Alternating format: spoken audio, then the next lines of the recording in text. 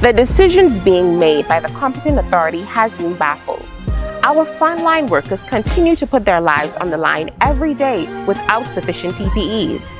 Businesses are struggling to keep their doors open and staff employed. Men and women are struggling to keep food on their tables. And all the while, our cases continue to rise. Well, what do the decision makers expect if we are given 3 days to accomplish everything we need? That spells chaos to me. And where are we getting this data from that says lockdowns work? I just don't know what's going on out there in Bahamas. Hello everyone, and thank you for joining us. I'm Aaliyah Lewis, and this is your DNA Weekend Review. Our frontline workers, we salute to you. And I think it is safe to say that most Bahamians empathize with you when news stations confirm headlines such as an entire ward of patients at the San Luis Rehabilitation Center tested positive for COVID-19. Nurses in Grand Bahama reportedly call in sick.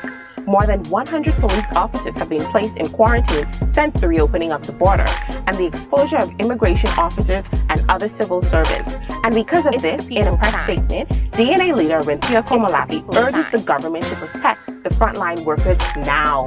Technicians at the Princess Margaret Hospital also staged a walkout today in protest of insufficient protective gear.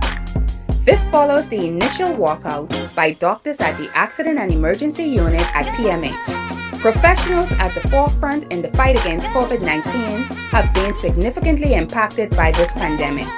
They have lamented the lack of adequate resources and protective gear for months. This is unfortunate, unacceptable, and irresponsible in the midst of a pandemic. DNA leader explains that the basis of this statement is not about the incompetence and negligence of the governing party, but their lack of empathy and compassion for the Bahamian people.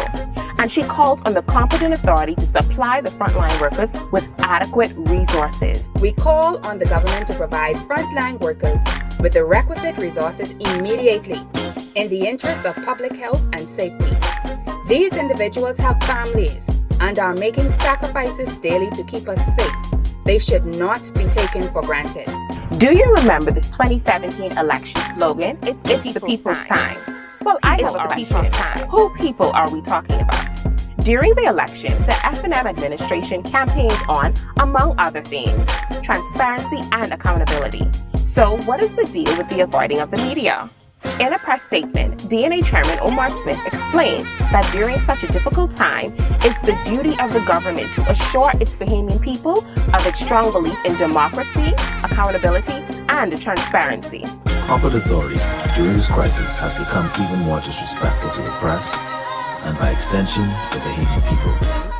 Of all the questionable actions the Prime Minister has chosen to pursue, the avoiding of the press is one he cannot deny. When a democratic country finds itself in the unfortunate position of having to restrict the constitutional rights and freedoms of its citizens, the one thing the government must do is to ensure its people have a strong belief in democracy, accountability, and transparency. This is very troubling.